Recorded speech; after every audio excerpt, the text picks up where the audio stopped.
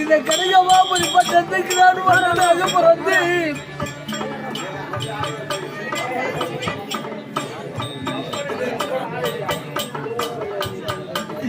நான் தர்மயோடு நாட்டை ஆண்டு கொண்டு வந்து ஆனால் எனக்கு வருங்கால வாரிசு இல்லாமல் போய்விட்டது.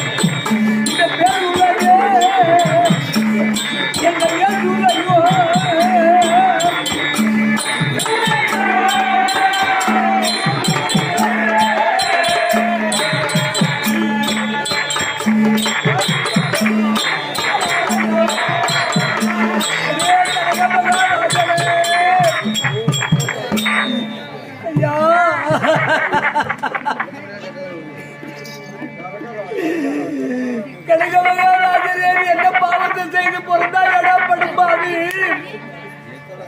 உனக்கு பிள்ளை இல்லாமல் போய்விட்டதுடா பாவி என்று இந்த உலகம் எல்லாம் என்ன பேசுகிறது.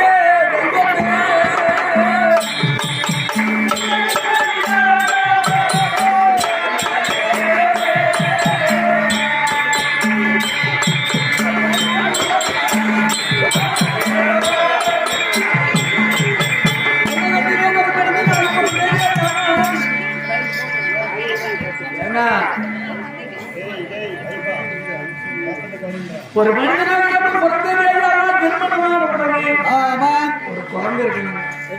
எதுக்கு தெரியுமா? ஒரு குழந்தை எதுக்கு தெரியுமா? நம்ம மாட்ட உடனே நம்மளுக்கு கொல்லி வைத்து கொடமடித்து எல்லாம் தண்ணீர் விட்டால் தான் பெற்ற தாய் தந்தைக்கு சொர்க்கம் கிடைக்குமா? சொர்க்கம் கிடையாது. எனக்கு கொல்லி வைக்க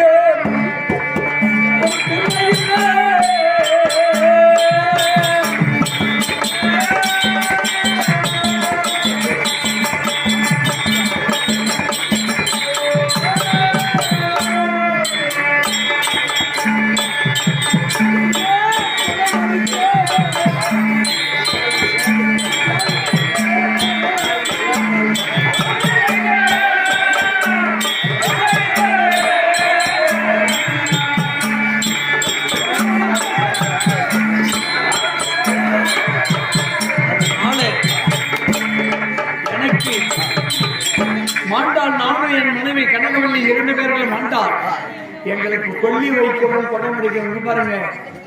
எவ்வளவு இருந்தாலும் ஐயா அண்ணா பெத்த பிள்ளை கொல்லி வைக்கணும். மற்ற பிள்ளை யாரு வைத்தாலும் அண்ணன் பிள்ளை கிடையாது, அத்தவும் பிள்ளை வைத்தாலும் சொர்க்கம் கிடைக்காது. பெற்ற பிள்ளை கொல்லி வைத்து படம் அடித்து எள்ளும் தண்ணீர் விட்டு ஈமக்கடன் கழித்தால்தான் அப்பா அம்மாவுக்கு சொர்க்கம். பிள்ளை இல்லாதவனுக்கு சொர்க்கம் கிடையாத நரகமும் கிடைக்கும். புள்ளாங்க என்ன பண்றது சாமி? அவன்தாண்டா நரகம். நரகத்திலே சில நாள் ஈடுபட்டு நம்ம செய்த பாவங்கள் எல்லாம் தொலைத்து விட்டு அப்புறம்தான் சொர்க்கம் கிடைக்கும். அது சரி. அதனால அந்த புறத்திலே சென்று என் மனைவி கனகவல்லி இருக்கிறார். எங்களுக்கும் வயதாகிவிட்டது, 60 வயதாகிவிட்டது. அதனால அந்த அம்மனை அழைத்து நாங்கள் வந்து சிவபெருமானை வணங்குவது வழக்கம். சாமண்டீஸ்வரி சிவபெருமான் மனைவிதான். அதனால அந்த அம்மனை சிவபெருமானை வணங்கிவிட்டு கைல மலையிலே சென்று 2 பேர்களும் மாண்டு ஊர் மக்கள் வாயில் விழக்கூடாது. ஊர் மக்கள் வாயில் மட்டும் விழக்கூடாது. கல்லடி போடலாம், கண்ணடி மட்டும் போடக்கூடாது. கண்ணடி பட்டா கல்லும் கரையும். அதனால எங்களை இழிவாக பேசின பின்பு நம்ம உயிரோடு வாழக்கூடாது. அதனால கைலமலைக்கு சென்று கைலமலை அடிவாரத்திலே நானும் என் மனைவி சிவபெருமான வேண்டி வந்தால் சிவனை பார்க்கலாம், இல்லவிட்டால் அங்கே உயிர் விட்டலாம். சரி, பொறுப்பு நடக்கிறது நடக்கட்டும்.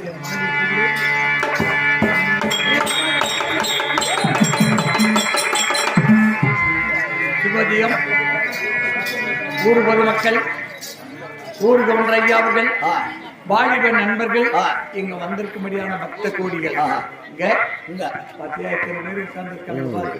வந்திருக்கும்படியான பக்த கோடிகள் சாமண்டீஸ்வரிக்காக ஒரு இரவு கண்மளிக்க வேண்டும். கருமாரியம்மன் பொறுப்பு நாடகத்தை விட வேண்டும்.